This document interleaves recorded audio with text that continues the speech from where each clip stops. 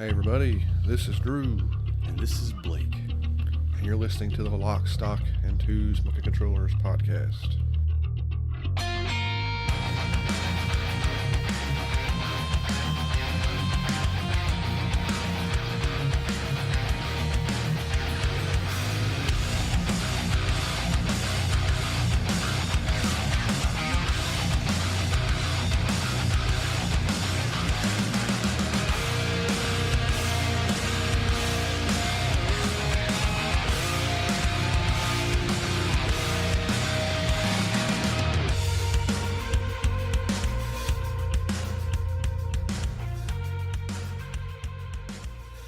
Hey everybody, welcome to episode 136. Before we get to our game, I was going to shoot through our social media preamble real quick. Go and get that out of the way. You can find us on all the social media platforms just by searching our incredibly long and awesome podcast name. You can keep track of our comings and goings. The most important thing, though, is we would like people to come hang out when we do our Twitch streams for the co-op endeavors. It gives you a kind of a brief preview of things to come, and you get to come hang out with us and chit-chat about everything. We tend to do those Wednesdays around 9:30 Central to about midnight. Is usually what is you. I mean, depending on things, but most of the time it's Wednesday nights, 9:30 Central to midnight. We do that with our podcast editor / cousin Brian. He hangs out, and if you don't like the editing, blame him. It's all his fault. If you do like the editing, we gave him the suggestions on certain things. We do have a Patreon and a store. Patreon, we put the unedited versions of the podcast on there. Yeah. And the occasional, when we have a guest video, I'll put the guest video on there. Yeah. We don't edit those, so we don't put them on it. We don't put them on the YouTube channel or anything. Hey, like I said, we do have a store. You basically get just about anything you want. A couple of our cool arts, 100 episode art, and all that stuff. All that art is thanks to Devious.Pixel. Yeah. If you go to the store and you see something, I mean that can make just about anything or anything. If there's an art you like from one of the previous guests that you don't see a shirt for, which I haven't made shirts for all of them, and you want a shirt for a previous guest or anything like that, or if you want art on something that you think the store might have that's not on our store, just message us or just email us or something like that, and I can just go onto the website and I can make something with the other art or put it on another item if you want it, like a jacket. We don't have then there's like a jacket for the original art, like a zip jacket for the original art, but I don't have a jacket, like a light jacket for anything else. If you want something, just ask for it. It takes me about 15-20 minutes to make something. Yeah. And like I said, we got, anything. We got beanies, koozies, underwear, hoodies, sweaters, jackets. Just check it out. And I think that kind of covers all of our preamble. Pretty good. And with that being said, we're going to go ahead and jump into our game. We are doing halfway good about announcing the game sometimes when we remember. Mm-hmm. So the game we're talking about today is Robocop Rogue City.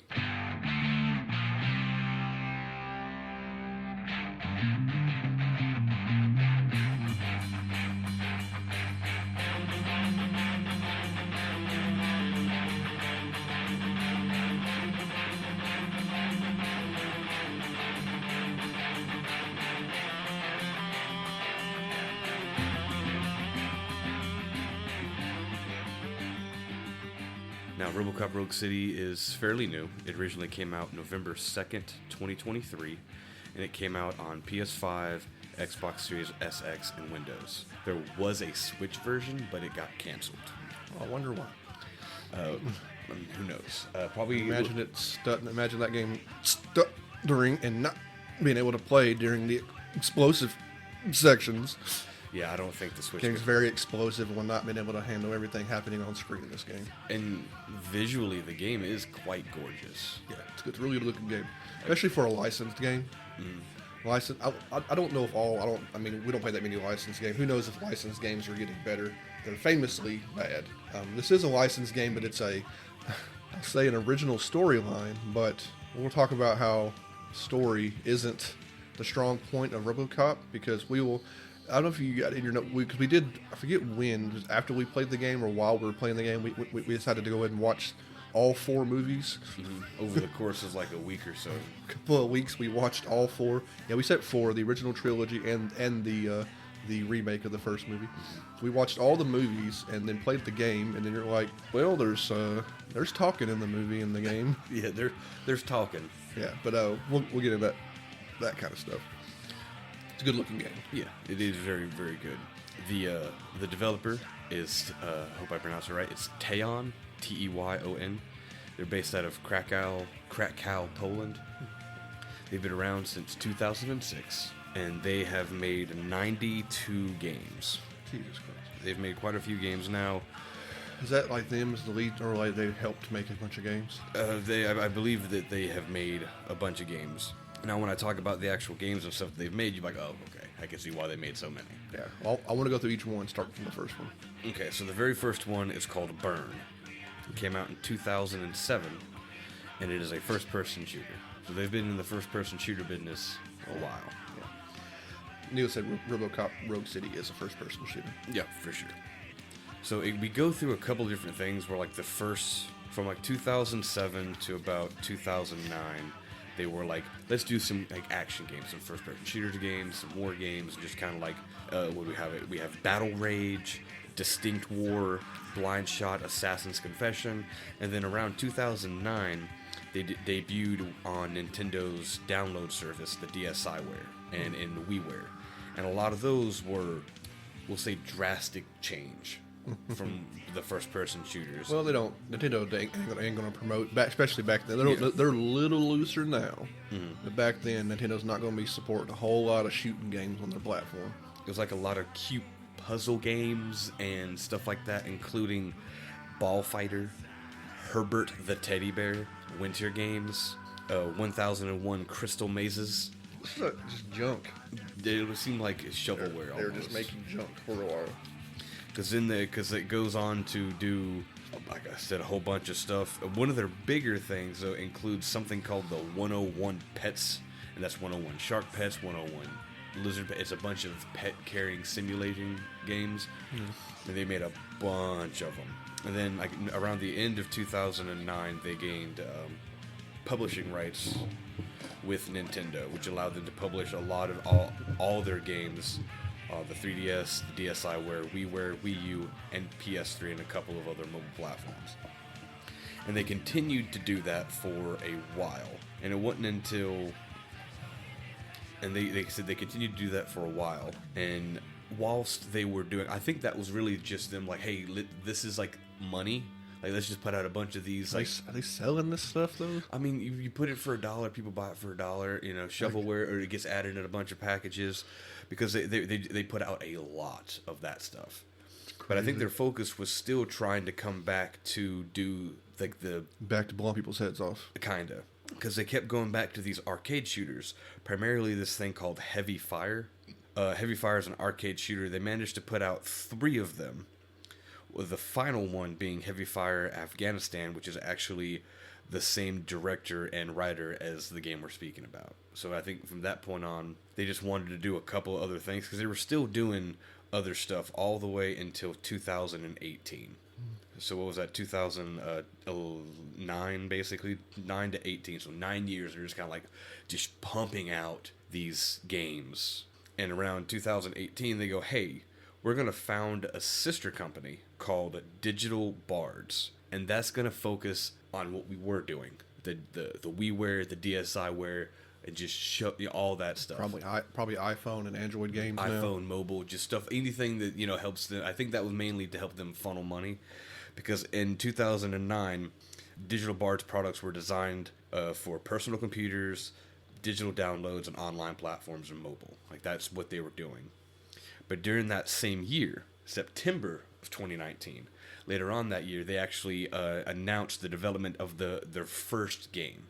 And this was back to basics. They want, like, let's do a first-person shooter, let's do some action, let's have some violence. Mm-hmm. And it's actually a game we've actually already spoken about on the podcast, which I think is really cool. Mm. But we spoke about it before the new platform. Format, my bad. Format. It ain't that different, let's be honest. Yeah.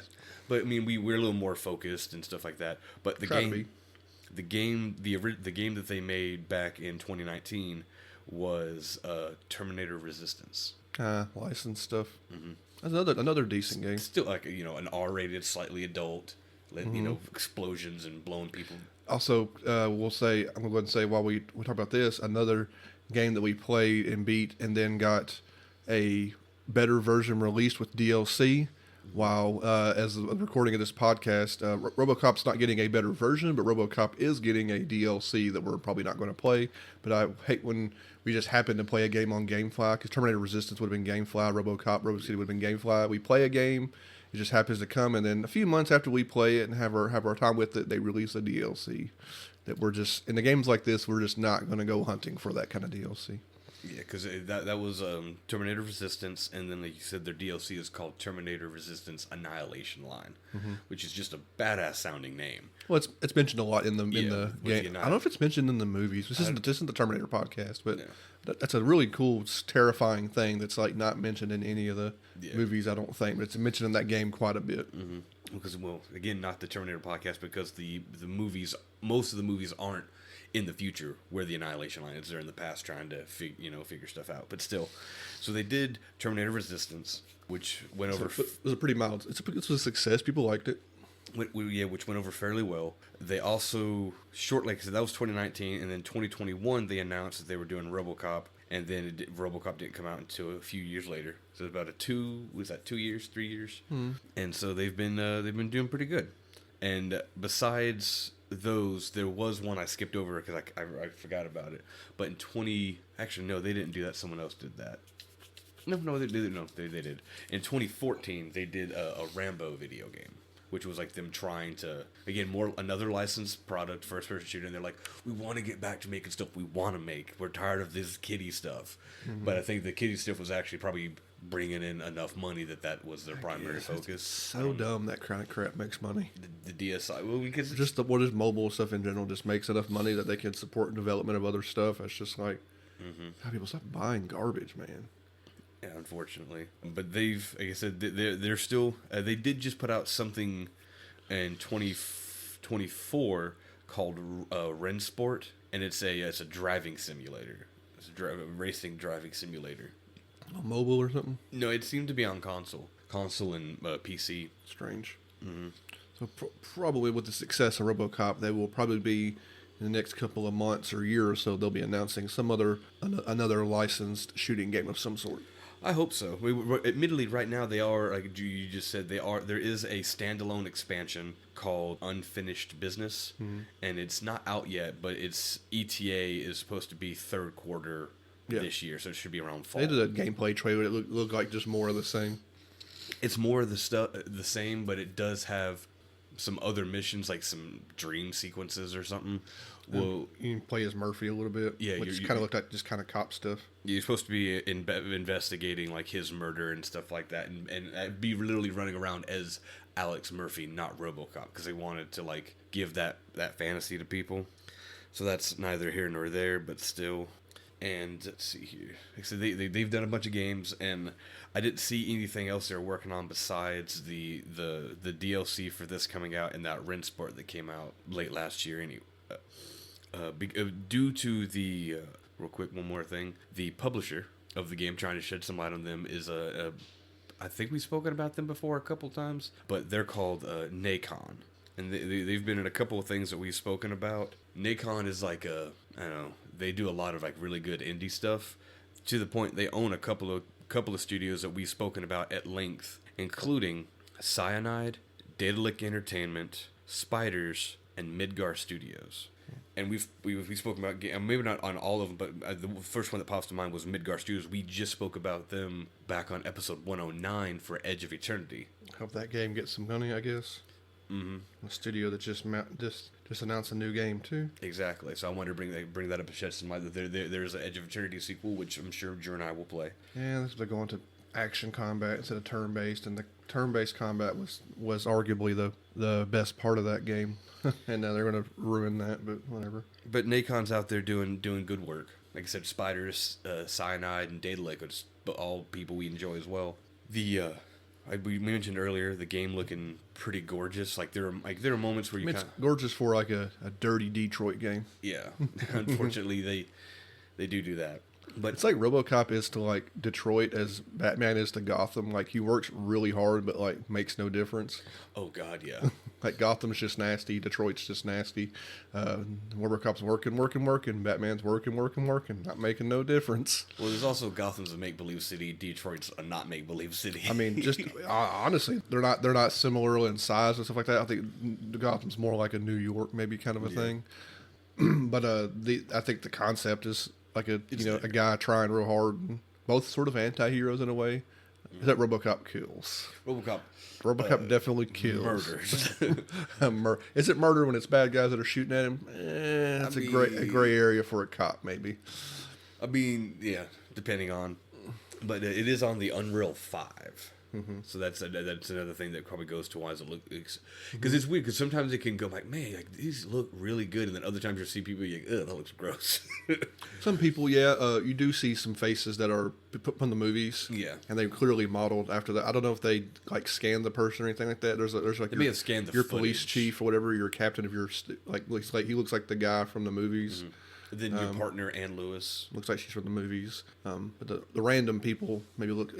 People just look weird in video games sometimes. A lot of times. Unfortunately, they get that the uncanny valley thing going on. That's a little less these days. Just people that just don't look exactly right. Especially, well, I think the people like that stand out when they're next to people that you recognize. So like they look stranger because they're like just not. I don't know. You put a person who looks like an actor same as just a regularly generated NPC. You're like, that person looks weird. Well, also, it doesn't help that the asset reusing is some of your police officers are the same people, bums, or people you help in the street. They just have dirt on their face, or they have red hair instead of blonde hair. You're just like, oh, okay. That saves on money. Yeah. You're not supposed to really be thinking about it. You're not. But, like, so the people that matter look good. Yeah. And that's the important thing. It is, briefly, the director is Peter Latouche. He has directed 5 games, including that, like I said earlier, the Heavy Fire Afghanistan, Rambo, Terminator Resistance, the DLC for Terminator Resistance, and Robocop. And probably the DLC. He'll most likely be doing the DLC, but that's not up here. And the game had 5 writers. Why? I don't know. Why? It had 5 writers, but it had a lead guy named... Robocop shoot bad guy. Yeah, you're not wrong. But it had our lead writer is named Jerzy Zalewski, and he wrote Terminator Resistance, Annihilation Line, Rogue City, and there is a Terminator Resistance Complete Edition that has the DLC included. Yeah, I think that was when we talked about like it got like Series X enhanced, and it was all. I think that might have been a PS. That was like their push for PS5 was their PS5 only version, unless it come to Xbox One X as well. I think it's PS5 and Series X. I think it was next. So because when they announced it was like, I'm coming to PS5. Because the screenshot that I have here has got the Series X banner across the top. So I think and we're not going to talk about that a lot. But I'm not going to go back and play that again just to play a DLC for that. If the RoboCop thing is standalone and we can get it like digitally for like $5, maybe. Yeah. Or if it releases a separate I don't know why they would release a separate disc for that, but if it happens to be by itself, like you said, standalone, and some of the announcements for the Unfinished Business said standalone, that might mean it's released separately. If it is a digital, and we'll get it cheaper. I would probably run through it, but I'm not going to buy another copy or do a whole other copy of RoboCop. And besides that, like I said, they're still working, and but like I said, it doesn't say if he's working on the DLC, but I'm sure he is. Man. And then our main writer, the Jerzy Zalewski, he's written almost everything the dude has directed, including the Rambo. Actually, not including. He didn't do the Rambo, but he did the Terminator Resistance, Annihilation Line, Rogue City, and he did 2 other games that aren't a part of this game. One's called Soul Blight, which was in 2018, and another thing called Hank Straightjacket, and that was in 2023. I don't know. Neither one of those are attached to this company, so I didn't really look into them, but he does other stuff outside the company. Yeah. And that kind of it for the behind-the-scenes stuff. Well, one cool thing, too, for those who were wondering, Peter Weller, the actor for RoboCop and the voice for RoboCop, did reprise his role, and he is the only person who did reprise their role. There's a chunk of the budget for the game right there. Yeah, it was him coming back and getting to be that would be important. They would have had to meet any kind of. I mean, I doubt I don't know if I don't think he would be a greedy guy. He's not like he's an A-list actor, but he is important to the RoboCop franchise. And Peter Weller is a good actor, though. He's been. Is he only like in RoboCop 1? He's RoboCop 1 and 2. He's not in he did in 3, and he obviously didn't appear. Did even do a guest spot in the remake. I don't believe he did. You have any questions or anything that I've touched on? I don't think so. We can talk about the game. There's not a. Okay, I'm getting to that. Hold on. So, like I said at the beginning, the company's clearly trying to do a whole bunch of shooting stuff. This game is a first-person game. I don't think you don't play anything before you're RoboCop, do you? No, the game starts. There's so. like a whole intro reel and stuff like that kind of pays homage to the Peter Van Housen's RoboCop 1 with like some of the horrible news and stuff like that goes on, and then these people called Torchheads, which are like these gang, and their intro like they're taking over a new studio, and then your game starts with RoboCop pulling up and just getting out of the cop and just kind of go because he's been RoboCop because they called it a midquel because it takes place between RoboCop 2 and RoboCop 3. It ends with like a big story event from RoboCop 3 starting. Does it? Mm-hmm. Okay. I don't remember because I know we watched all the movies, but I couldn't place events across the 3 movies, honestly. The only things you really you need to know RoboCop 1, obviously.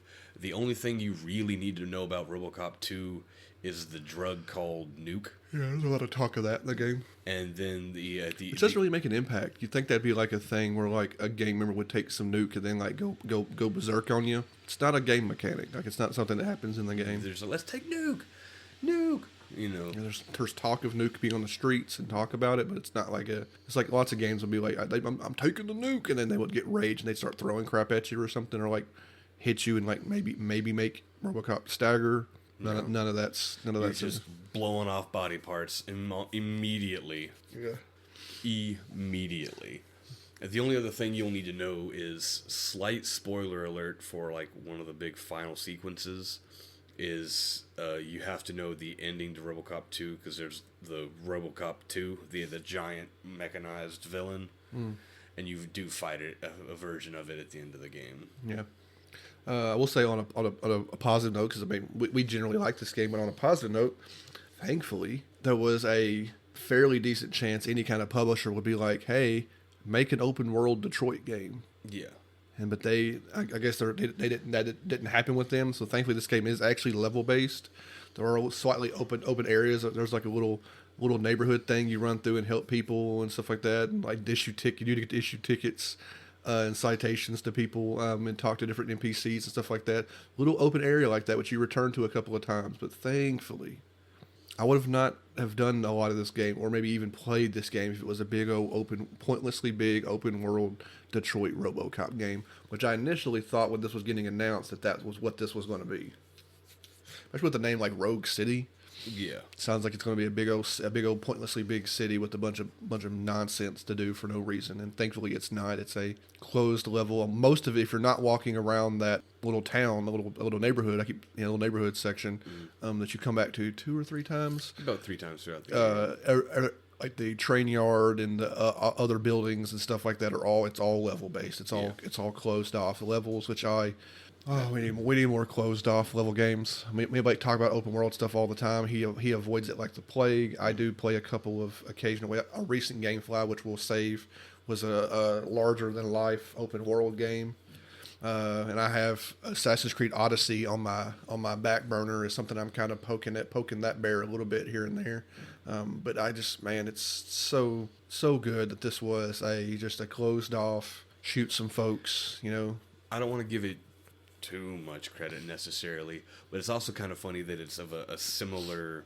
They're from the same country, but you look at CD Projekt Red and how they handled Witcher 2, and it was a massive open area. Well, I mean, talking about Witcher 3 and Cyberpunk now are some of the biggest games in history. Yeah, but I was just specifically my favorite version of open world is Witcher 2. Has always been Witcher 2 because it's a big area. Yeah, but you can go anywhere you want within that area, but it's not like 9 hours. I recommend, or if anybody's familiar, pretty much any of the Mafia games. Blake's played 1 and 2, I think.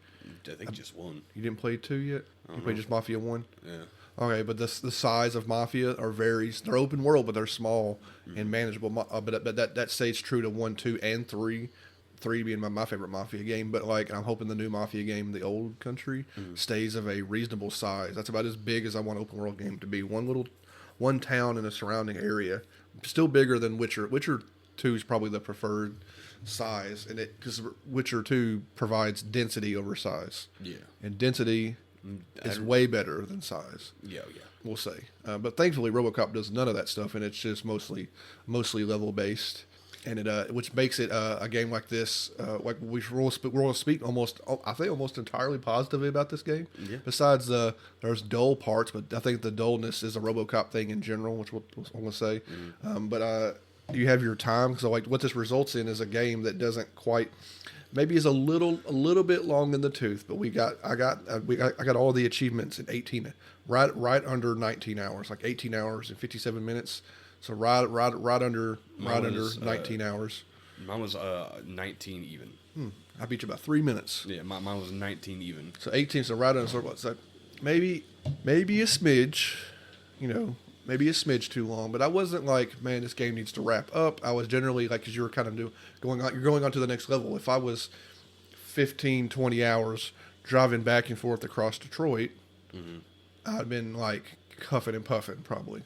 Well, one of the things too is the development of the game is they did work in they formed a partnership with Metro Goldwyn Mayer, the company that holds the rights to RoboCop, and they worked with them to ensure a faithfulness. A random ass company has the rights with that name to RoboCop. Metro. That'd be some movie studio. Yeah, they're a massive movie studio. Are Metro Gold. Yeah, you'll reckon. Like when I pull it, you'll know exactly what it is. Metro Goldwyn and that's just their official name. MGM. Yeah. I've never heard somebody say the name. It's just MGM. Well, because I have the name here, not the acronym. Yeah, MGM. Nobody's ever. No. Yeah. I bet nobody's seen anything beyond the acronym. Yeah, I mean, yeah. MGM Studios. MGM. Yeah. Okay, I got you. That's funny. Sorry. You said that, I was like, who in the world?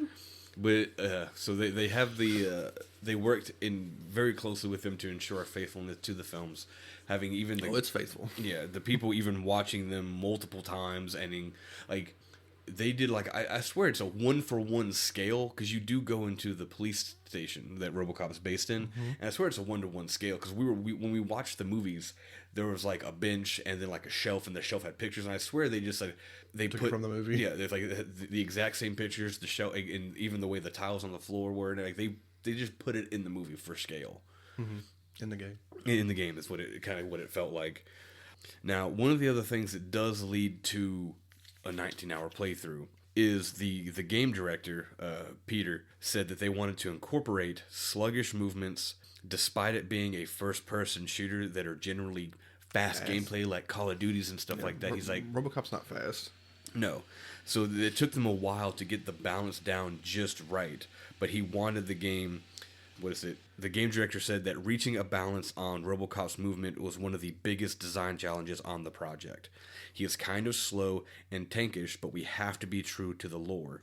But we can also not be super slow or super heavy, so that that was the hardest part, was finding a good balance. Because it felt fine, and I think that's cool. They put a lot of thought in that, and I think that thought and effort pays off. Yeah, because. Yeah, you are slow and sluggish. There is no running. RoboCop doesn't. You have a mild sprint, don't you? Like a. You have some of your he picks up abilities. Is there not like a low grade? It's like if you hold the power walk sprint kind of thing. If you hold the button, it's like burn. It's like it's slightly faster, but not really. And it said in that play, another thing that plays into the size of the game. If it was huge and you're walking around, you're like, man, this is freaking slow.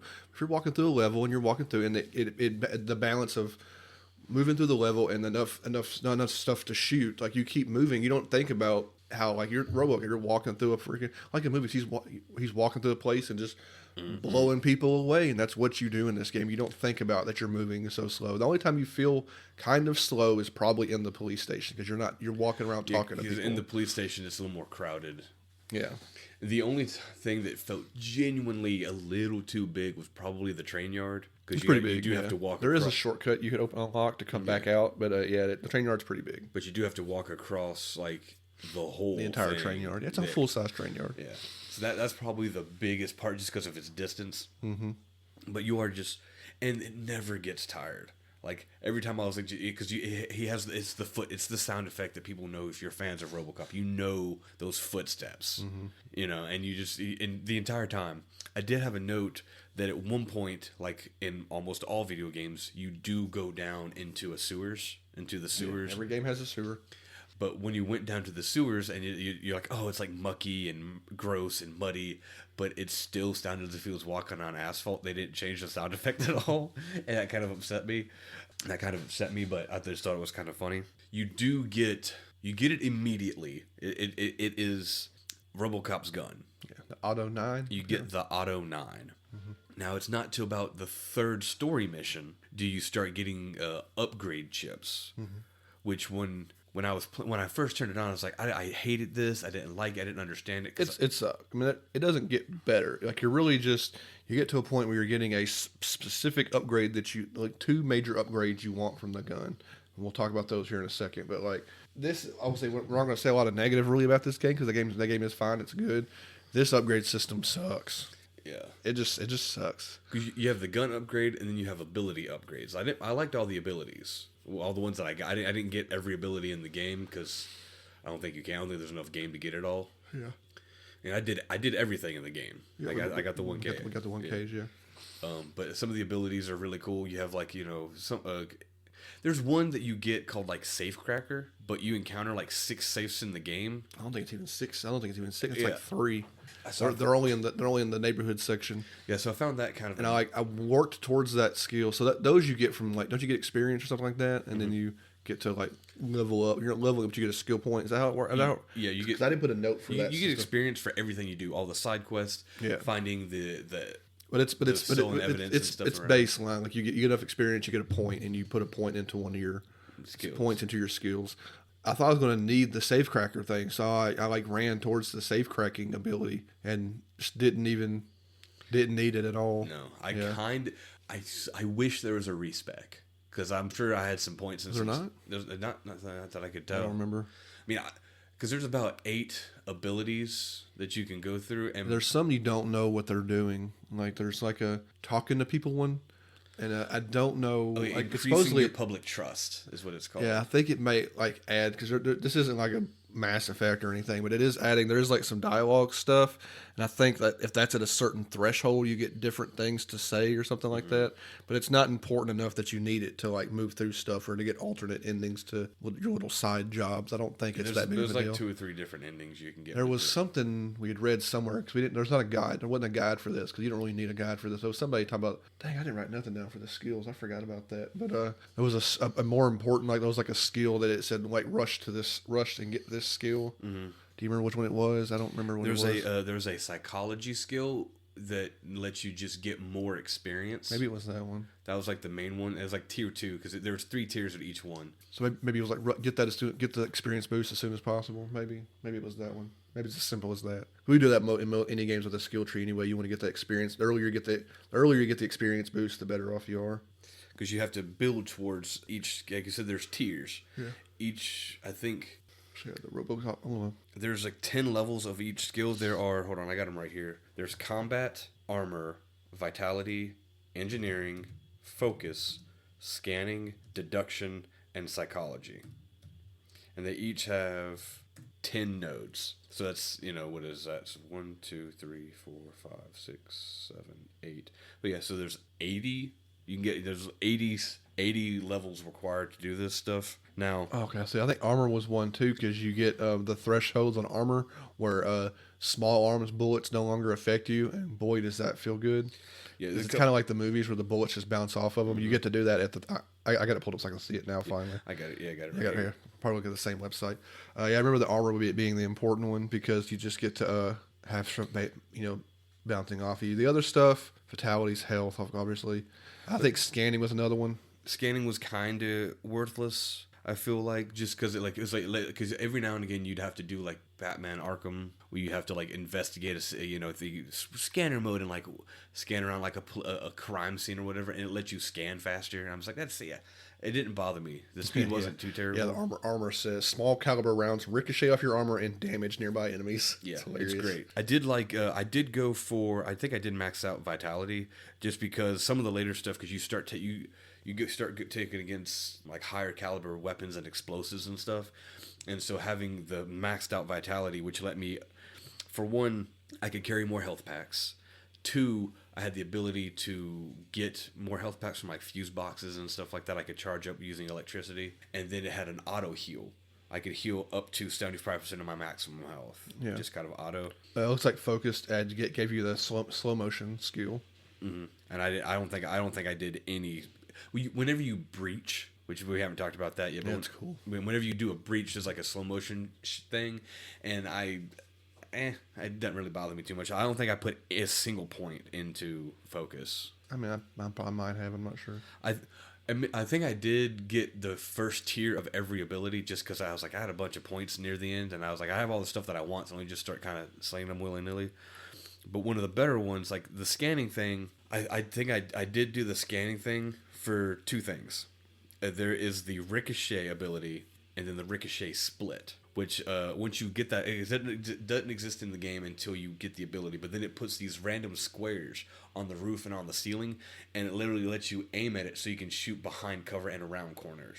And then the split, when you would shoot it, your bullet would break, and you would hit multiple people. So it got really cool, but that's also stuff you can only use indoors, and sometimes you fight outside, and like the whole train yard and steel mill, that's worthless because you're fighting outside. Yeah. But later on in the game, when you're going through a bunch of like going through the sewers, going through OCP headquarters and stuff like that, like it became really cool. And I got like shooting people behind corners and around corners. It was dope. Yeah. And then I think the first one is the deduction, because it lets you because you have a scanning ability that will highlight enemies and highlight. Is it cool? It's like the Robocop vision, like it goes across the green and then like highlights enemies for you. It looks cool. It highlighted enemies, but the scanning thing highlighted all things, including like hidden stuff, and because there were some things that were like literally like a hidden switch. You press a switch on a person's desk and it opens up a hidden compartment in their room, and then it put stuff on the map so you could things to investigate, like side quests and stuff, and also gave you 30% more experience once you got it maxed out. That's the one you wanted to max out first, was deduction. And then I didn't do anything in psychology, I don't think, because that's the one that's like, ooh, you can double public trust and earn public trust. Don't know what impact that has. The game's very vague on that. And there's one I talked about. The empathetic processing highlights favorable dialogue options. Okay, so that's, yeah. It's just whatever. But, and then there's a combat skill for like meleeing. Is it meleeing? I don't think it's meleeing. Well, yeah, you have like a dash and then like you have a shockwave. shockwave and stuff. Whatever. I like shooting people. Mm-hmm. Now, you do get to melee people, and it's great. You just punch them, they explode. And then you can even grab people and throw them at other people. Because the melee was weak but great, because it's about the gun. Yeah, the Auto 9 is great, but some punk comes running up to you and you just Also, you can pick up other guns too, but like, why bother? Late game, I did the grenade launcher and like the minigun for like because you later on in the game you start coming across like people have like body armor on and stuff like that, and so your Auto 9, as good as your Auto 9 is, unless you have like different configuration, because like I said, there's an upgrade to your Auto 9 gun. Yeah, but you don't get that until after you beat the 3rd story mission. Yeah, you have it. That sounds like 3rd mission. It sounds like a long time. It is not. It's really not. You have the gun stuff. So that's done with we talked about that. It's done with the chips, and it's kind of like done like a pipe puzzle, like a pipeline puzzle, kind of like you place a piece and it goes to the left or up, or it goes one of the cardinal directions. But you have these different circuit boards, and you get the chips, and the chips fill into place, and when you connect the dots, the chips power up. It's not if that sounds complicated, it's not. It's very simple. It's just not fun, and the chips seem entirely random, which sucks. Random to the point where you have a chip combining to upgrade skills. Chips have a how good they are kind of a thing, and you get higher level chips. Annoyingly, when you combine, you would think the idea would be combine 2 of the same chip to get a better version of that same chip. No. It's random. It combines to a better version of a random chip.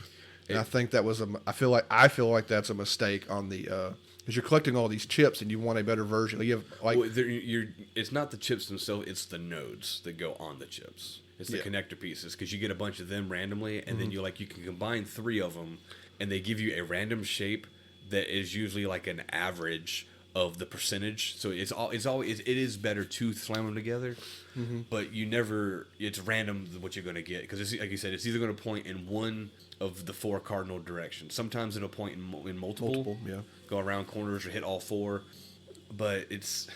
And it does one of those things where it's like, oh, here's a percentage. You're doing 18% more damage, but you don't see numbers flying across. Yeah, this is that arbitrary, any kind of game with numbers. It's an arbitrary percentage. Like, all the chips are whatever 1% up. I think it maxed out at 30%. Well, you can get high. Like, I think I had some 36s. Like, you can get high. Yeah, but the problem is the number, the percentage is arbitrary. Yeah. What's important is there are select skills that are on each of these circuit boards. Increase you damage. Get circuit boards. How do you get? You just find circuit boards, or they're you get them those for OCP supply crates, or they're usually a reward for beating a mission. Yeah, so you get the different circuit boards, and your specific ones you're going to want. Some of the earlier ones are just generic.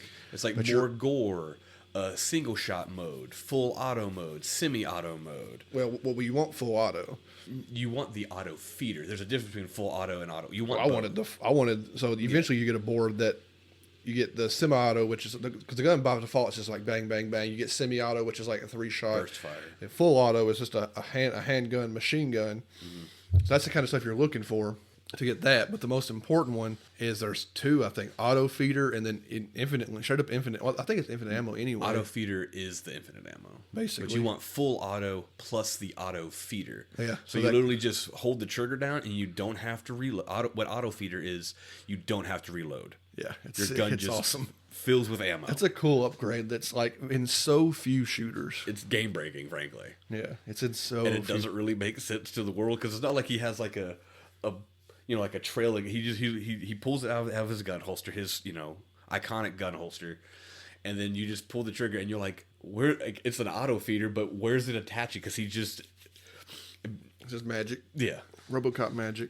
If y'all didn't know, there's magic in Robocop. Yeah, for those who don't know, the only difference between science and magic, or technology and magic, is just understanding. So we don't understand the science and technology that goes into making Robocop, but he has an auto feeder in his. So it's magic. Yeah, but it's great. You just hold that gun down and you walk through. That's what you like. It's going to be a while. It's going to be like, it's more of like a mid to late game, because you won't get the auto feeder till pretty late, but you'll get. It's after the still mill when you fight your first. Yeah, so you'll be keep an eye out if you're playing. Keep an eye out for that particular circuit board, because that's what you're going to want. Everything else you're not going to notice anyway, and it also doesn't matter what chips you use to get to those upgrades. It doesn't matter, as long as because you got to connect it and light it up. You have to connect it to because they light up as you connect them, and you got to connect. And when you connect it to that one, it lights up.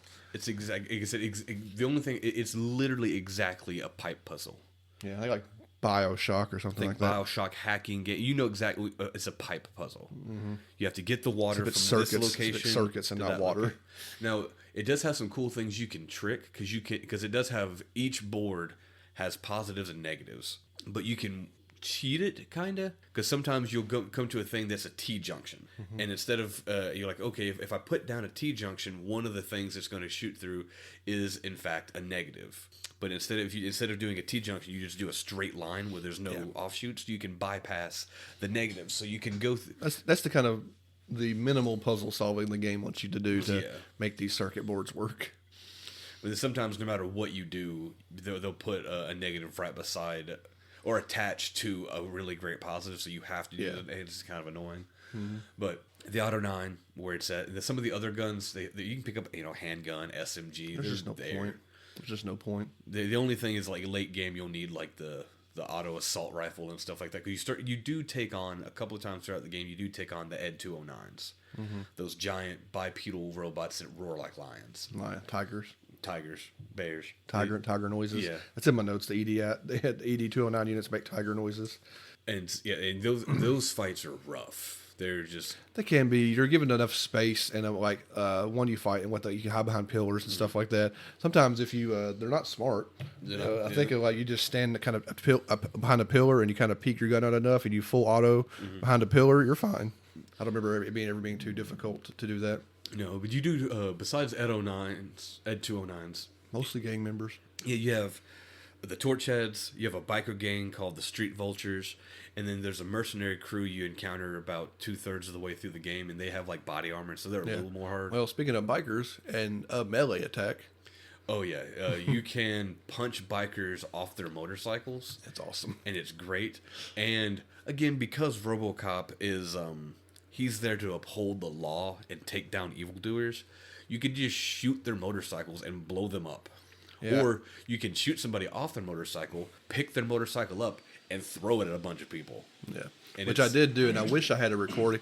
I need to think about, like, me and Blake talking about, like, for just to have recordings of anything we do, besides not just YouTube videos, but like to post stuff to our social media of recordings of stuff like that. Where like I had a time and I just don't think to hit record on my, take a quick snapshot of your game, where I punched a guy off a bike, grabbed his bike, and threw it at a bunch of other bikers, and it felt really cool and it looked really awesome, and I was like, man, that was cool, and did not think to like record it. Yeah, the amount of the violence that you get to do in the game is. Oh, what's the first achievement everybody's going to get? Oh, the very first achievement I caught, it's my favorite, and it was the first achievement that I got in the entire game. And you can see my reaction to it. Oh, yeah, because you got your videos. Yeah. So, as of this record, I do have, we spoke about some of our YouTube stuff earlier. It's my first achievement, too. Yeah. So, as of this record, I actually have started putting out, there's 9 videos. They'll be coming out every Saturday, but as of this record... Every Sunday, yeah. Every Sunday. As of this record, the first video is out, part 1 of 9. And they range. Some of them are like an hour, some of them are 2 hours, just because it just depended on the amount of time I had to play. But you see my genuine reaction in the first video, because it's called Zip It Up. And zip this up. Zip this up, and it's for shooting somebody in a sensitive area. Yeah. It's literally That's my first achievement, too. Me too. It's the first thing I got. It's the first thing everybody does. Just start capping folk. Oh, man. And of course, you blowing off hands and head. Like, the violence is there. Because that's the first. I did that, and I eliminated an enemy using a throwable object, and then beating the first mission for the order of my achievements. Yeah, you get them. They're pretty good. I like it a lot. That's funny. That's the thing. What we do the first thing everybody does? Shoot them in the balls. Yep. And the funny thing is, I got mine. Because I just rewatched the videos fairly recently because I edited them down and stuff like that. But I punched the guy, and because he came running at me, and I'm like yelling at it, like, was it worth it? And his dead body's on the ground. I just start shooting him in the crotch, and then the achievement pings. Even after they're dead? After it is dead. And I was just genuinely excited about it. But that's funny. It's funny. And it's just called Zip It Up. And it is funny, too, is every single whatever trophy achievement, they're all lines and quips and stuff from from the movies and hit dialogue segments and stuff like that. There's even a Dead or Alive, you're coming with me. He says that a bunch. No offense to him, he does say that a lot. Dead or Alive, you're coming with me. But it's a good line. It's a good line. And they have other kind of cool little trivia pieces. There's one cool moment. There's a side quest where you, I'm going to preface this. When you go into these side quests, I'm going to talk real quick about some of the characters. Is they do have a bunch of, actually they have, they have obviously Robocop. Then they have Ann Lewis, Sergeant Warren Reed. And then there's a news reporter called Casey Wong. And then the OCP CEO, also called the Old Man.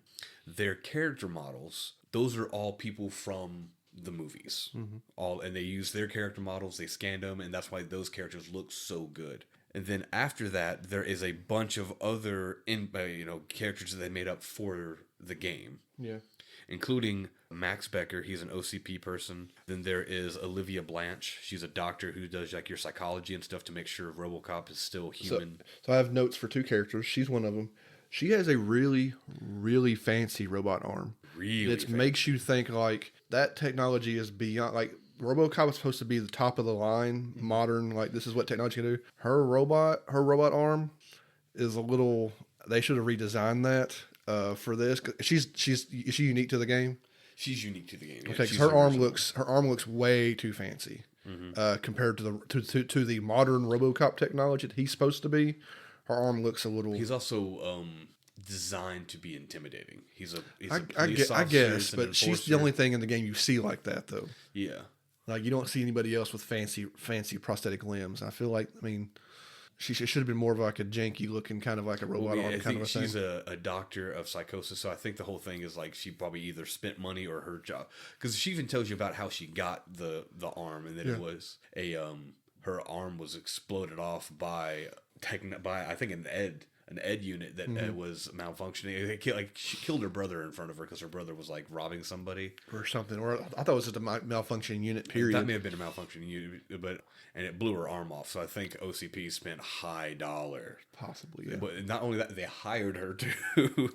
So they must have spent some to make her look more sleek so that she could operate in a If you have a giant robot arm and you're a psychologist, people are gonna be a little antsy about being in your. Yeah, I get that kind of stuff. It just seems it seems technology beyond what RoboCop has. Yeah, and that happens a couple of times. There's another part when we get to I'll get to in just a second, but we do get a homeless guy. He's a police informant called Pickles. He's a pretty chill dude. I'm bringing Pickles up specifically because he's part of this thing I want to talk about. But you also have Ulysses Washington. He's a rookie cop. My note for him is it says Ulysses Washington basically hired him off the street. Yeah, he said he sent in an application a bunch of times supposedly, but they only hired him because they wanted to have a spy on RoboCop, and he was just some guy who was desperate enough to take any deal they offered to become a cop. He's a young kid too, like 20 maybe. I'm not even sure if he's that old. And then you have Samantha Ortiz. She's a news reporter, and there's certain spots that I've seen in people talking about it on goofs and facts on IMDb. Was she whips out this tiny little digital camera, and you're like, that technology didn't exist when they made RoboCop, and based off the retro futurism of RoboCop, that technology still wouldn't exist, especially not that small. Yeah. And so people kind of made fun of it for that. But I mean, there's very few moments in the game where you're like, the technology doesn't, and it'll be probably her arm, and then probably her. Yeah, I didn't even think about the camera. Yeah. It was like a tiny little digital camera. It was tiny, smaller than your laptop. But they do hold really well to the retro futurism, even to the point of in a day and age where we have Wi-Fi, we have wireless signal. RoboCop would his little jacker spike and jack in Mega Man, and and that's how he would go through data and stuff like that. And we had to manually type on computers. So I do really like that they upheld the retro futurism, and which I do like. You get that stuff from the Aliens and the Fallouts and stuff like that. I do dig that. But the Torchheads, as well as their gang leader Spike, and the Vultures, the Street Vultures, are all also added for the game, including the main bad guy, the new guy, the Warren Antonowski. All that. It's crazy how much of the game was original. And I was like, oh, shit, that's, bravo. It's, really cool that they were able to do all that. The boundaries of staying within the world of RoboCop aren't that steep, I would say. I mean, any kind of messy gang members is not too hard. And another sort of higher up CEO kind of guy is going to fit right into what it's kind of going for. Big corporate. But the thing I wanted to bring up is the reason I was bringing up, I gotta refine this screenshot, Pickles, is because there's a really cool, like I said, talking about other lines of dialogue and stuff like that. But during a mission with Pickles, you're going into a movie store because Pickles is trying to find a specific movie. I'm not going to give you the full detail, but he's trying to find a specific movie for some RoboCop storyline. But during it, every time you keep picking up movies, and he gives you movie trivia about the movie. He's like, oh, that's not the one I'm looking for, but here's some cool info about it. And Pickles' movie nerdiness was endearing to me because I happen to be a movie nerd and I enjoyed it. But there's a part where he picks up a movie, and the Pickles describes how the person made that movie. He's like, yeah, the director of that movie, he literally read the script and was like, oh, that's garbage, and he threw it in the garbage. And then he's like, later on that day, the director's wife picked the script up out of the trash can, read it herself, and was like, honey, this is actually kind of cool. I think you should do it. I think you should reread this, and give it another go. And, the director ended up rereading the movie. He's like, you know what? Okay, I'll trust your instincts on this, honey, and I'll do the movie. And that's actually how Peter Van Housen did RoboCop 1. He threw the script in the trash. He thought it was stupid. His wife told him to take a day, reread it, and give it another go. He did, and then he went on to do RoboCop 1.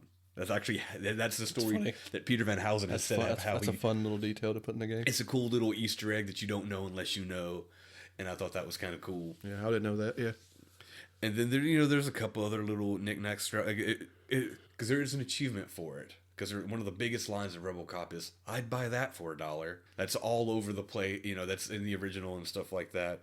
But not several times, but there's moments throughout where I think there's an achievement for it, obviously. I'd buy that for $1, but no one actually says the line. There's only a spot later in the game where you're doing some side quest where like you walk into a convenience store and the guy's like, $1? No, dude, it's $23.50. Where'd you get $1 from? And it's to be like as if someone had just said, "I'd buy that for $1," but they never actually say the line, which I think is kind of funny because they're like, they want people, because it's one of those things they want people want them to say it, but they didn't know where to put it because they just didn't want to use it too much. But it's made with love. If you like RoboCop at all, you will definitely enjoy this game. Yeah. Period. Yeah.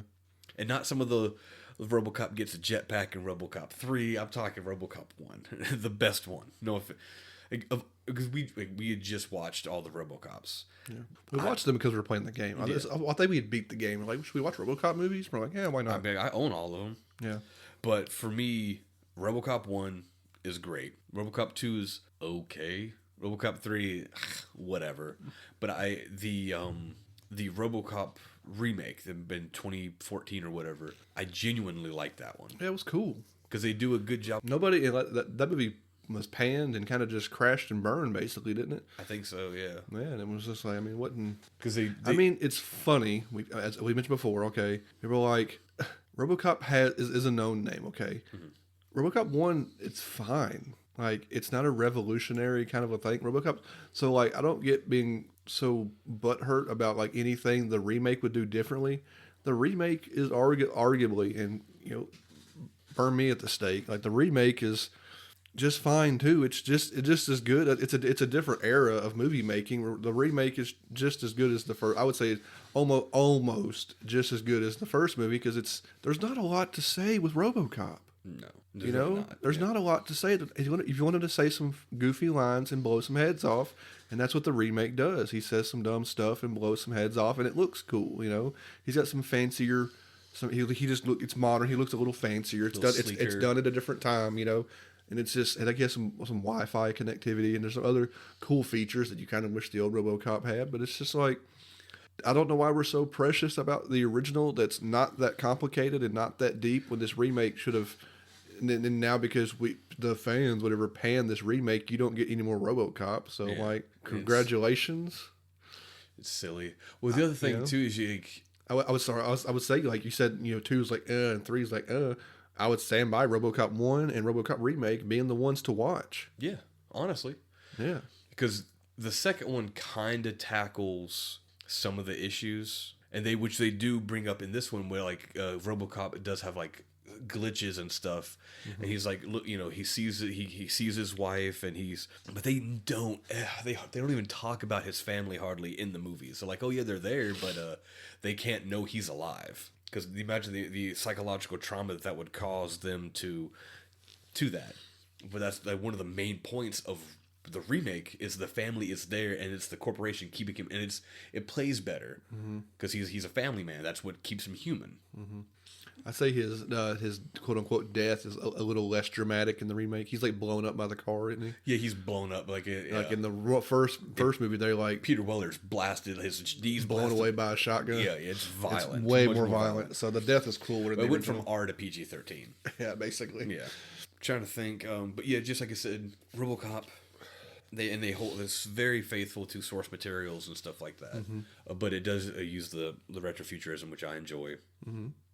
Trying to think, some of the side quests were kind of like you said. You go around, you can issue tickets and get public trust. I actually, because I wasn't sure on some of the dialogue, I made some like a bad choice for a person. I arrested a kid who was spray painting when I meant to give him a citation. Yeah, I was reading a note. I didn't understand what it was until I remember what it was. There's a radio. There's radios in the game, and there's a person selling just random products. They're all joke products. But there's this one. I kept rereading this note. I was like, "What is that? Why is that funny?" The nap time. The nap time one.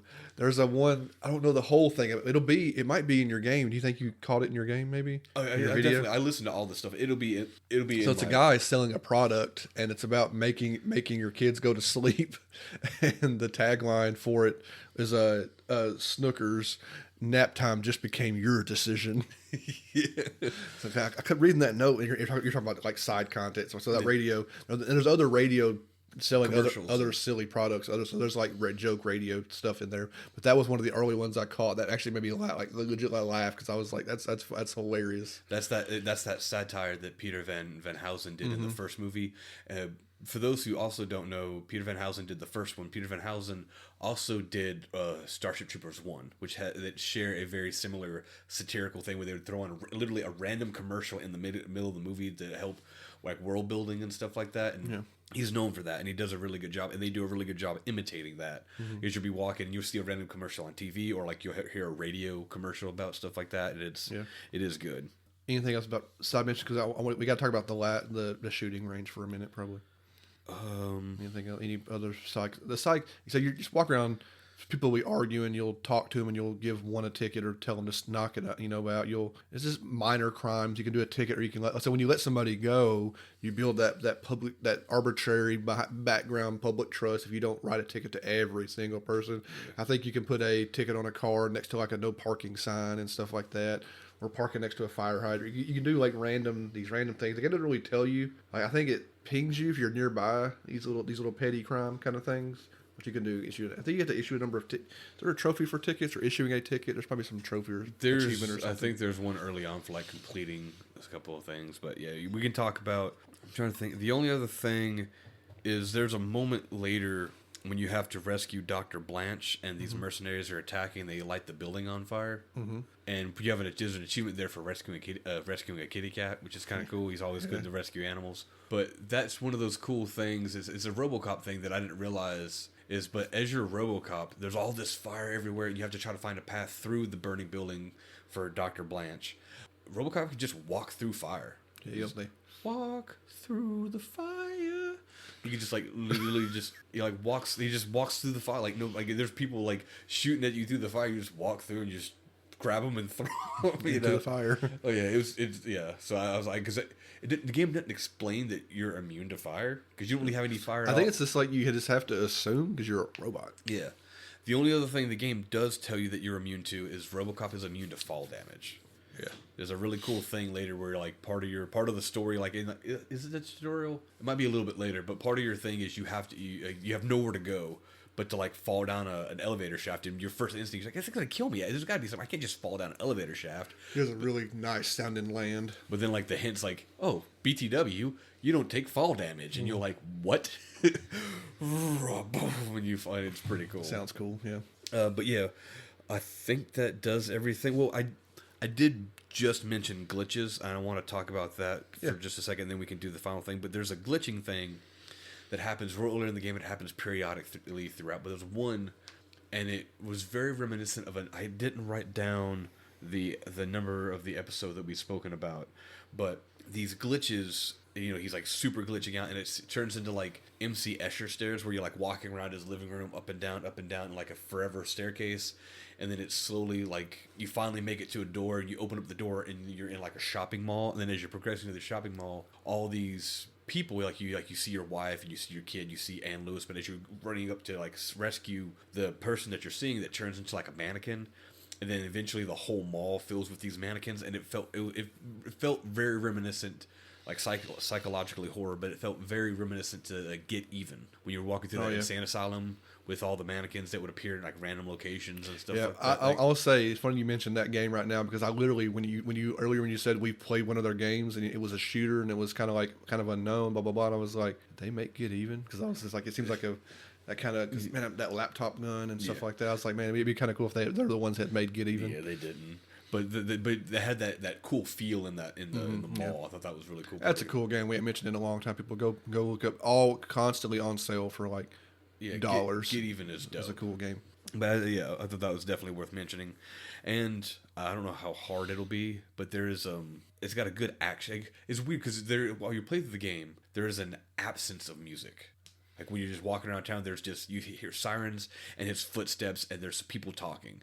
There's an absence of like a score. It's probably like a low score, I imagine, like an ambient score. No, there's score like when you do action, like when you do like an action scene or something like that. Can we talk about how the movies have one song? Yeah, they just have the one song. I think that's all three movies. They have one song, and I think that's the song that plays during the action sequences. Yeah, there's one song that RoboCop has. Because I think the main focus is they want you to hear the footsteps, and just the ambient noise, like the sirens in the background and the occasional gunshot. But there is literally because I make note of it in the videos. I'm like, there's no music. Mm-hmm. There's none. And then like when you hit an action moment, then there's like the torch heads have like a rock song, and the vultures have like a rock song that plays on like the radio, and it's like their theme, but you only see it during like moments that you interact with them, and then of course you blow the radio up and it stops immediately. But there's probably like 3 songs of this entire thing, and half the time you don't even hear background music. It's just the thrumping of RoboCop steps. But yeah, so we can get to the final stage, I think. Yeah, I don't want to be like I don't want to pin this like it's like a big deal, but it is like the thing that we kind of the thing that can maybe stop some folks from getting all the achievements. There is we really hate this achievement tied to the shooting range. I think there's a reference to shooting ranges in the movie. Yeah, it's part of the staple of like his montage. The first time you see that, he's like blasting away their shooting range. Oh, that's right. They all do like that. They stick their heads out and see who's shooting.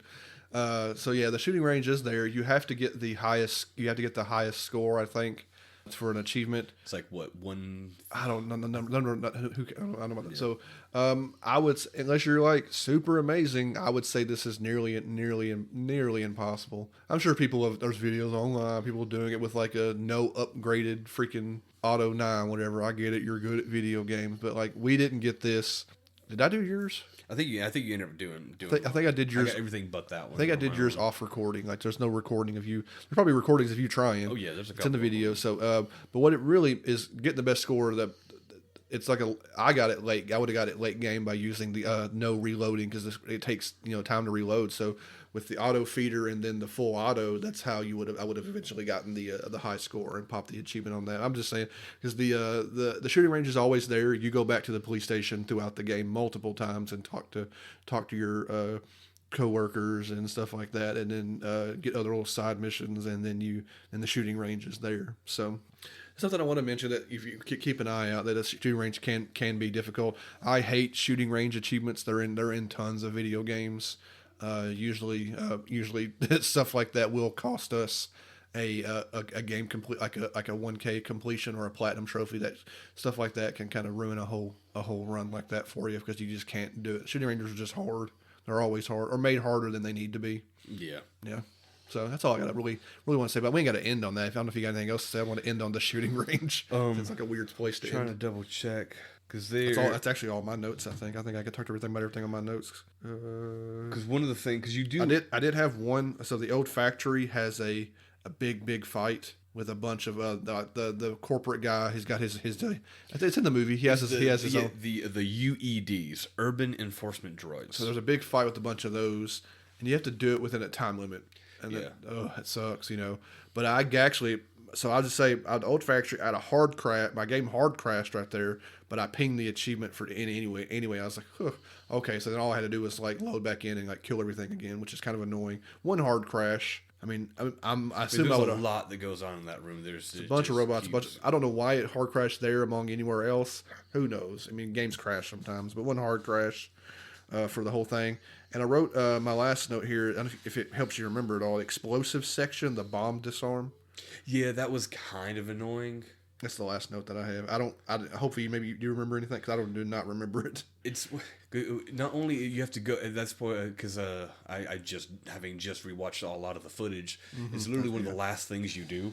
It's like literally in like the big the finale of the game is, you have to go through this whole crew of people, and then you get to a bomb, and the bomb's like, it doesn't really tell you, because you don't know how to disarm a bomb, but you have somebody on your phone going, hey, you have to go to the lowest voltage and work your way down. And I'm just like, what does that even mean? You don't have anything to reference. You just have someone who's reading out of a manual on the other side of town, because they found it at the police station, because the bomb squad's not there because they're off doing something else. And then I died. Like, I clicked the wrong thing. I think I died before I made it to the bomb and had to redo the whole section to make it to the bomb. And then when I got to the bomb, I still died on the bomb like 3 times, and it kept. I was like, I'm like, am I stupid? And I finally ended up getting it, but that bomb thing was slightly. Yeah. But it's also the only time you ever had to do that mechanic. Do it. Yeah, I don't have any memory of it, but I wrote it down because I must have been annoyed. Yeah, because it was like 1, 2, 3, 4 panels, and then each panel has like 3 and 2, and you have to like go to literally zoom into each panel, and you're like voltage 4, voltage 32, voltage 54, voltage. You have to literally do it, but you have to follow the lines. And you have to find the connector pieces. You can't. At least it's a one-up. At least you're not disarming. It 15. Sounds annoying. It was annoying, but you can get through it. But it's rough. I didn't really care for that too much. I also really enjoyed talking about combat. It was the semi-destructible environments. Like you can go through. You pick up computers. You can throw computers, bikes, certain desks. You can blow a lot of things. It's weird. So much stuff could blow up that I didn't think could blow up, but then there's so much more stuff that I thought would blow up that didn't.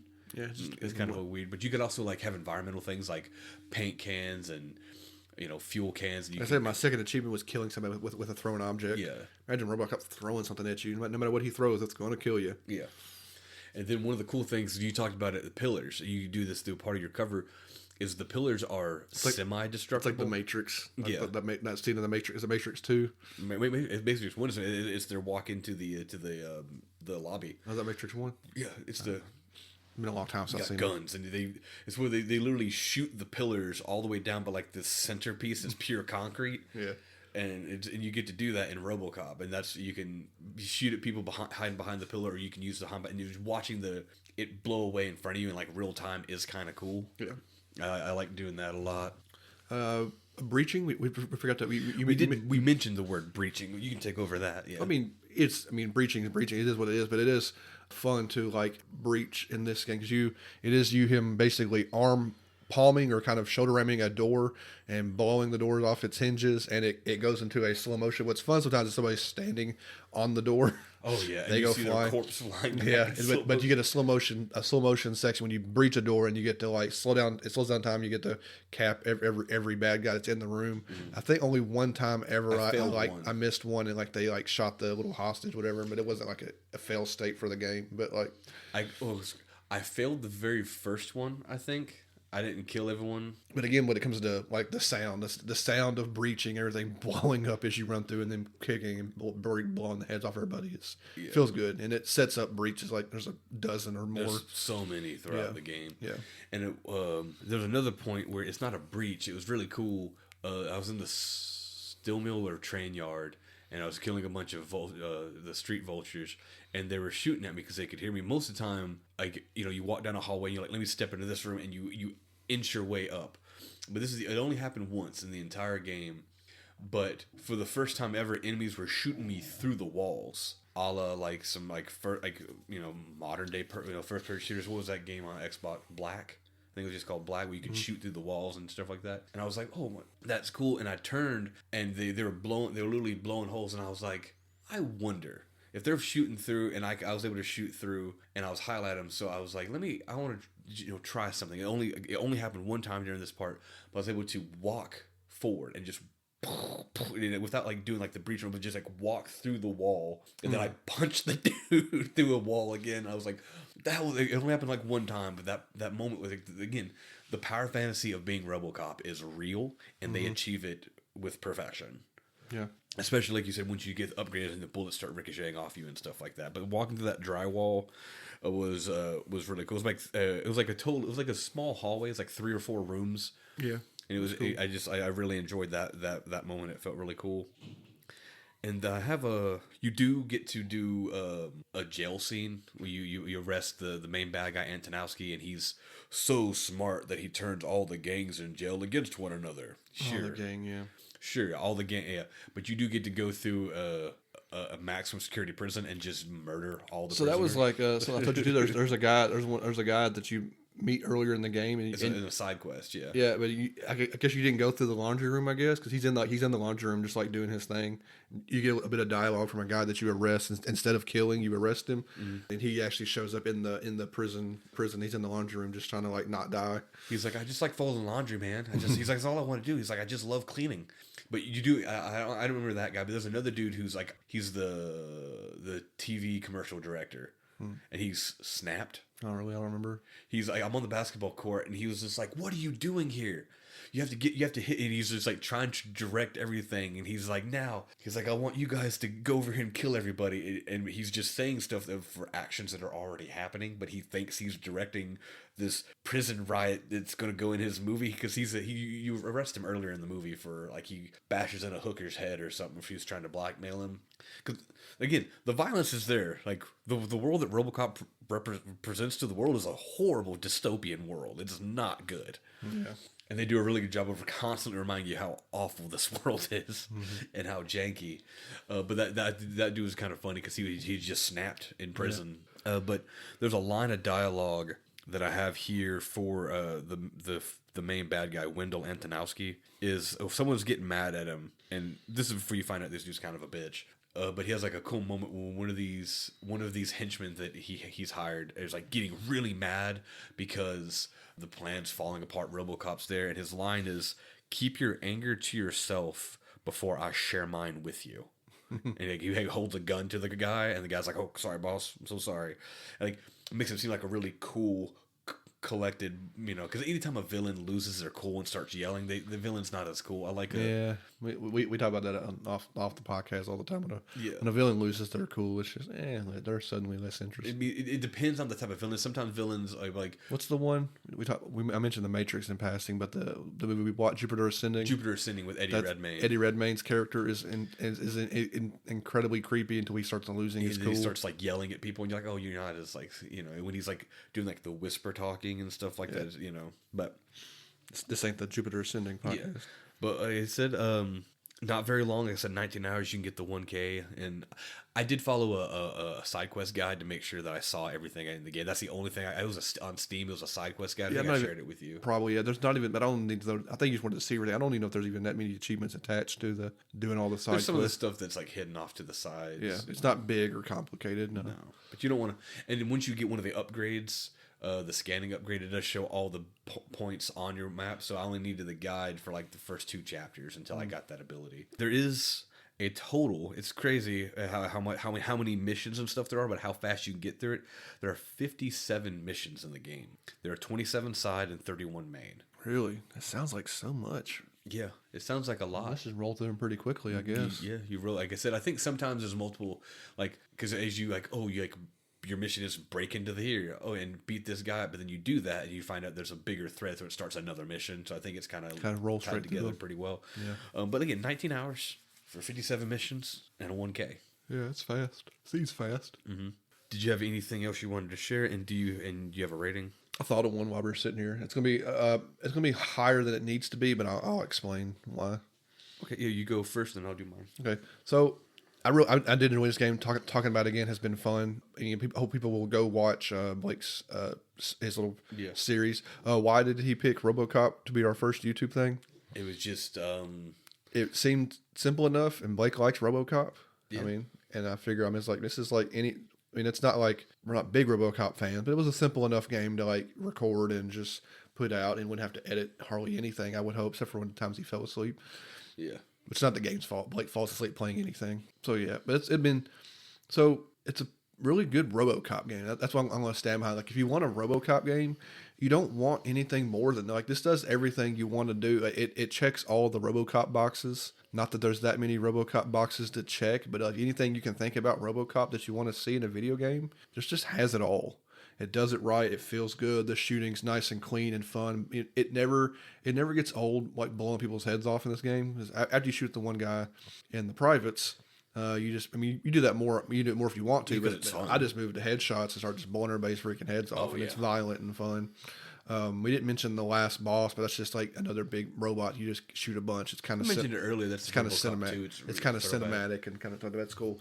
But I say higher. I'll rate this a little higher than maybe anybody else would rate it because the way I'm rating this as not just a video game, but like a RoboCop game. And what you want out of a RoboCop game, this game gives you 100% a RoboCop game. So I'm going to give this 8 guys I shot in the PP out of 10. And that seems high. That's probably higher. I mean, that game is pretty well received. Yeah. But I think people are like to say an 8 or a 9. Like it is an 8 or a 9 RoboCop game. It really is. It's doing everything you need a RoboCop game to do, and it avoids the open world mistakes that could have been made. Yeah. And speaking of that, you're also not the only one that thinks that. I was looking at some of these things. It says the most authentic adaptation of the series. It is a respectable adventure. It's one of the better shooters of the year that it came out in the 2013. And when it came out, VG 24/7 rated it the best shooter of 23, saying it's a worthy follow-up to the original. It's the most worthy follow-up to the original film that's ever been produced. It's people say it's the best RoboCop game that's ever come out. There's been some like Genesis games back in the day, which people like, I think. So there's a really, really bad panned one that was like in the early 90s, I think. It was like... Maybe it was that one. I think there's like a Genesis game. And they say that the praise the graphics and the great use of the Unreal 5. Like, a lot of people are talking about it. Then, of course, one of the other things is, like, it's a dull storyline, has uneven pacing. I'm like... That's RoboCop, That's man. RoboCop. That's RoboCop. I mean, we said that. There's not a lot to RoboCop. No. You know? People like, it's a dull oh my God, have you gone... When's the last time you back and have you watched the movie recently? Hey, this isn't the cartoon or anything. Go back and rewatch the movie. And this is the movie. Yeah, and it does a fantastic job. And other things, like, its sales weren't, like, miraculous. Because RoboCop's not... the last movie was 2014. RoboCop's not in the zeitgeist. Yeah. But it says right here that... I don't know why they picked this particular one, but it says in the UK... Robocop Rogue City debuted 4th in the physical media chart. The very next week, it fell down to 13th place, which is a 64% drop in sales. So, but right here, this is a thing that I kind of like Nacon for. It says right here that Rogue City's publisher, Nacon, said that Rogue City exceeded their expectations, and it was the biggest launch they've had for a video game. And it was 435,000 players in the first 2 weeks. So that's almost nothing. We talk about this stuff occasionally on the podcast. Some things come out and sell millions of copies, but like nobody's talked about RoboCop since 2014.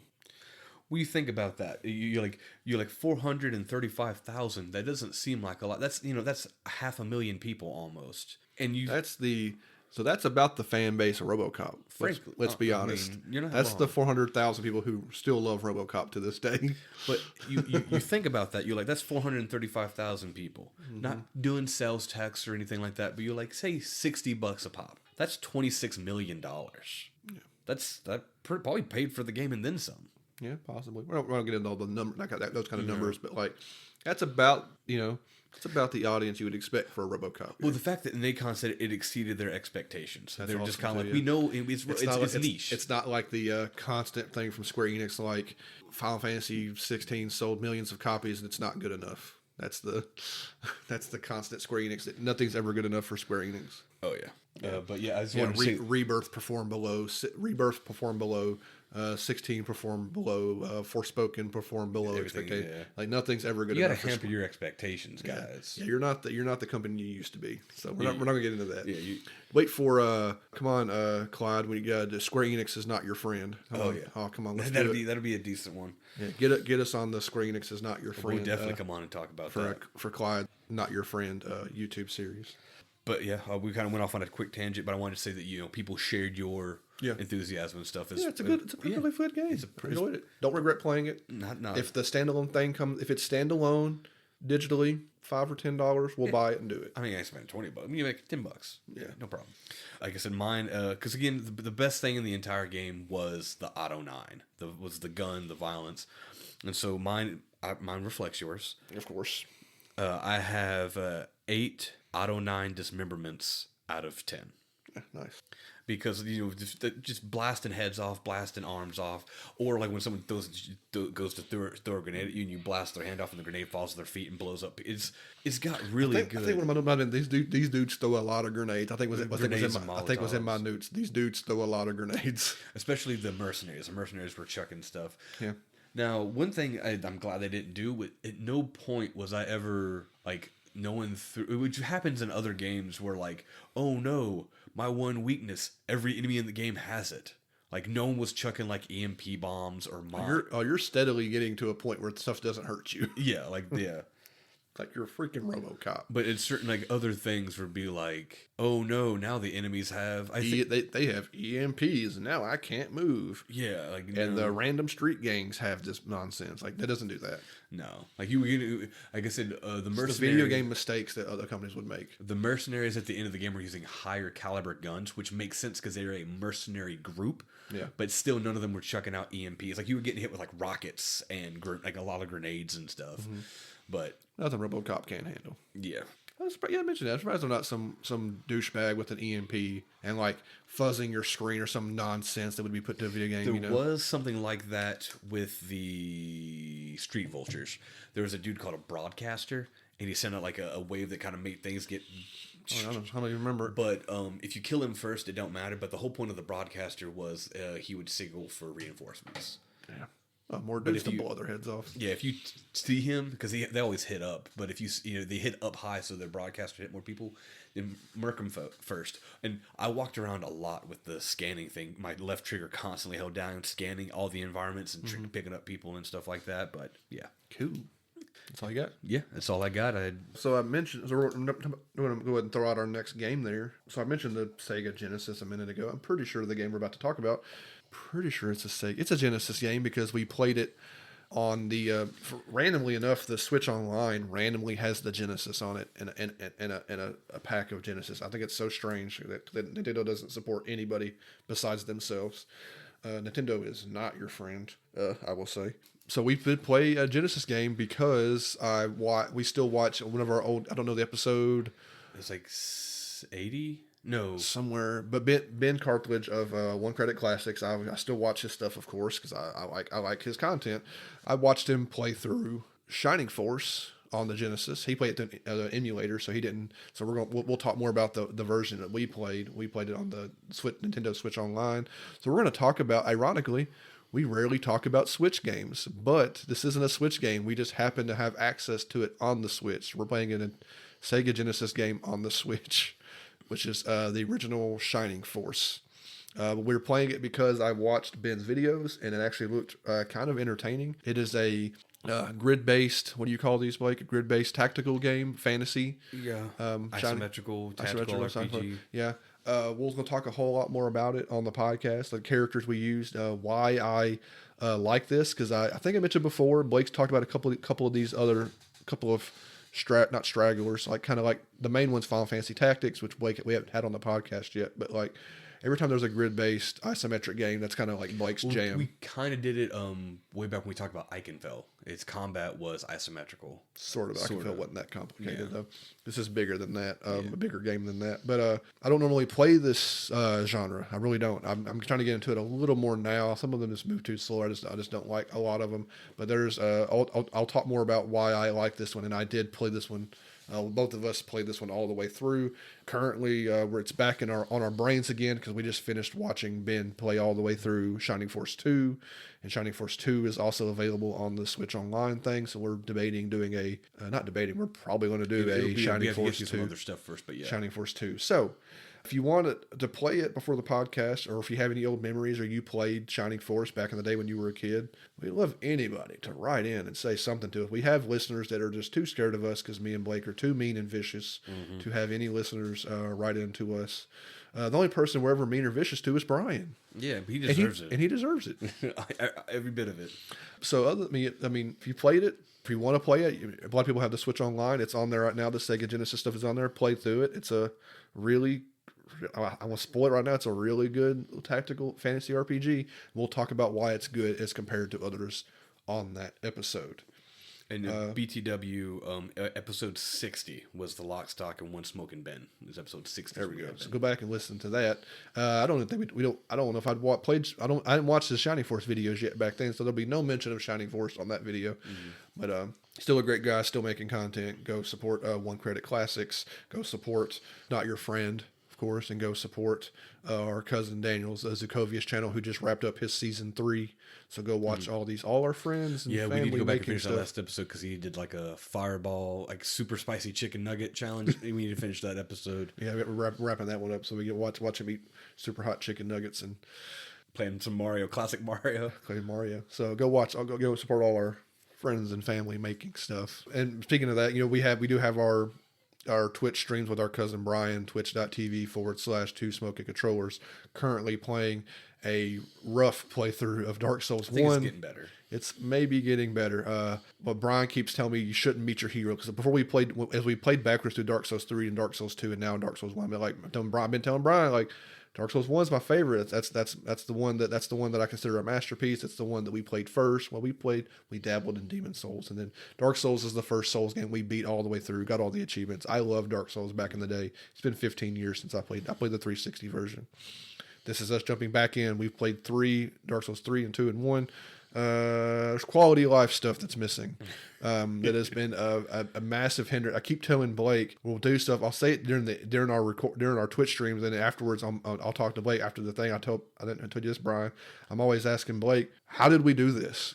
I have no memory of this being so difficult. Like the connecting to each other, not the summon signs. That works fine. It's like, it'll be in the podcast. It'll be in the Dark Souls podcast. But like when you in the 2 and 3, you get to a bonfire, then you can warp back and help your friend get to the next bonfire and warp back. That's not in Dark Souls 1.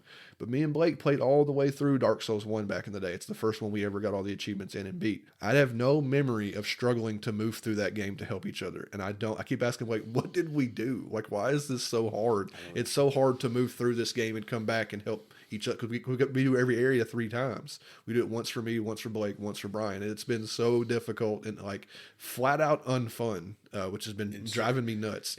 I'm changing weapons. Blake said it might help me. I'm changing weapons. I've been playing a weapon I didn't like. I was doing a spear build, not having fun at all. Brian's giggling and smashing people with a giant sword. I'm jealous. I did that in Dark Souls 2. Blake did it in Dark Souls 3. So everybody gets a smashy sword playthrough. Smashy. And Blake's doing pyromancy and throwing fireballs, and I'm poking fools with a spear, and nobody's dying.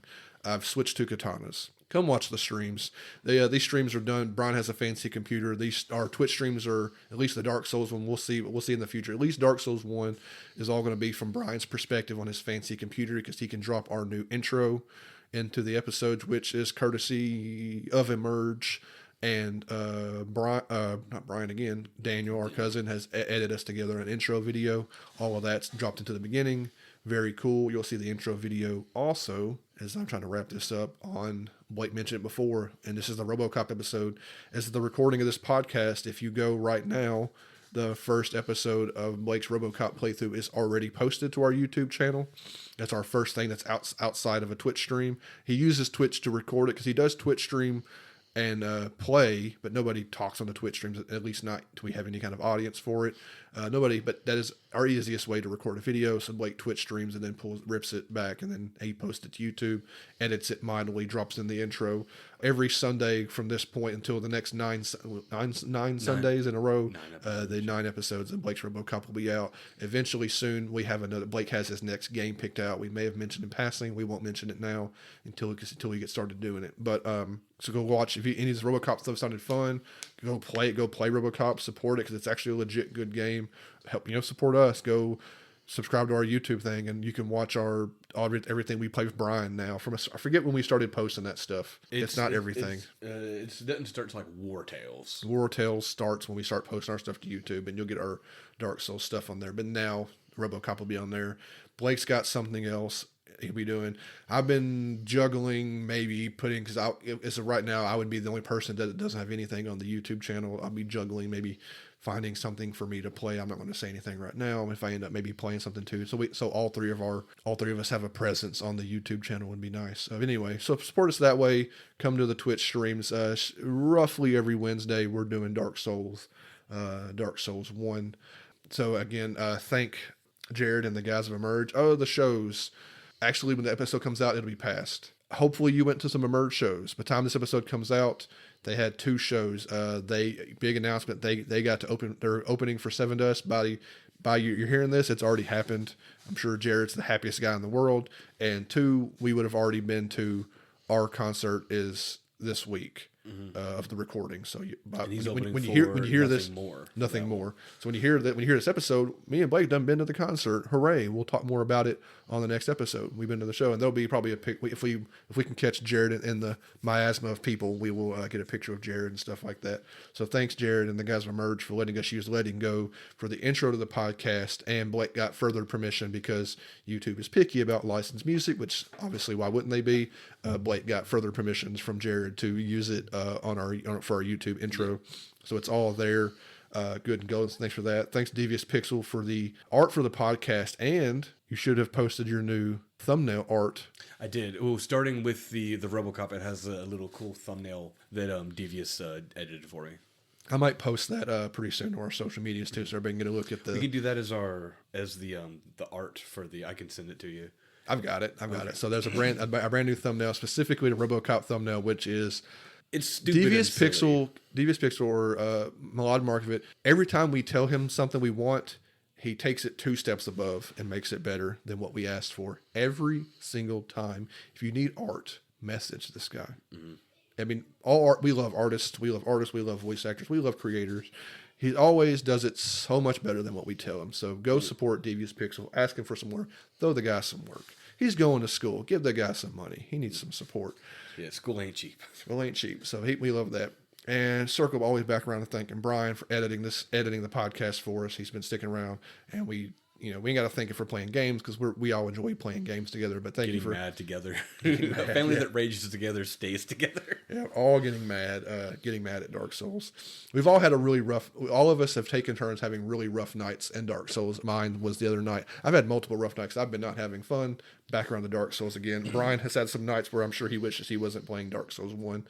Anyway, so thanks, Brian, for sticking around and editing the podcast for us. And that's what I got. I don't know if you got anything else. I've been rambling for a while. We have a lot of cool stuff, and it's cool to have the RoboCop videos going up. It's kind of weird because it's been so long. My completion was like, we ain't got a date. I remember my completion was like July of last year. The very first achievement I got was July 28th of last year, 24. Yeah, and my final achievement was August 8th of 24. Yeah, mine was July 28th. Started in July 31st. So that's how long it's been since we did the RoboCop. It's kind of funny to bring RoboCop back around to have the videos and have it all ready and set up. It takes a while to make things, people. Yeah, it does. And we're not professionals, so just enjoy what you're getting. Mm-hmm. This is as good as it gets. Just a little bit of self-promotion on my part, is I do have a short story that I self-published on Amazon called They Come This Night. It is free if you are a Kindle Unlimited member. Otherwise, it just costs $1. Very proud of it. Please go like and comment on that and stuff like that. Share it, review it.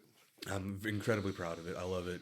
We also do have a brother podcast called Suspension of Disbelief, where me and our good buddy Steve take turns semi-surprising one another with a movie. We do a deep dive.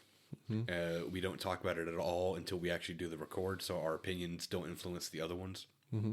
Talk about movies that have quotes. The episode won't be out yet, but most recent movie would be Dirty Harry. Mm-hmm. It has the famous line, "Do you feel lucky, punk?" Yeah, pretty much. That's like the misquote. The line's a little bit longer. It's like, "Do you feel lucky? Huh? Do you feel lucky, punk?" Yeah, which is famously quoted in The Mask, and so many other things. But anyway, the most recent release episode will probably be Dirty Harry. Yes, it should be. Yeah, it'll be coming up soonish. Mm-hmm. Please go check that out, rate, review, all that fun stuff. We love everyone who listens. And I want to wish everybody a good evening and good night.